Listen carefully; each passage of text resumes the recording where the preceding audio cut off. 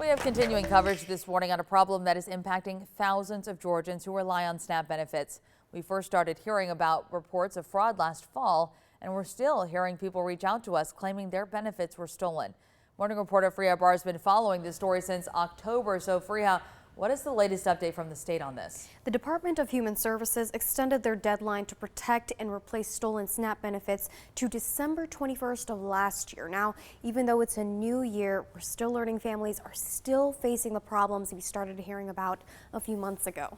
Thieves stole over $3 million in SNAP benefits from Georgia families in October of 2024. Now, in January of 2025, families are still facing problems, like April Martin. It's extremely stressful. I mean, we've gone through Thanksgiving and Christmas, and it was just extremely tight because we just don't have the money, which is why we're on SNAP benefits to begin with. In a statement, the Georgia Department of Human Services attributed thefts to, quote, a number of different ways outside the agency's control. And the problem is not isolated to a particular area and can happen anywhere in the country, even online. So there's no way to get in touch with your caseworker. They have claimed that they can't get in touch with the caseworkers.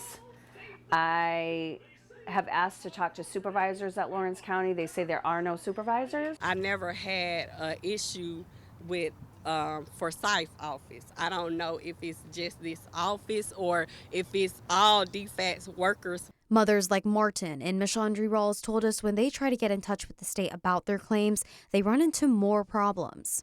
I never heard back. I keep calling. When you come down here to the office, they give you that paper. They were like, you just got to keep calling, keep calling. And there's no way to follow up with anyone or any level of accountability at all when things just fall through the cracks.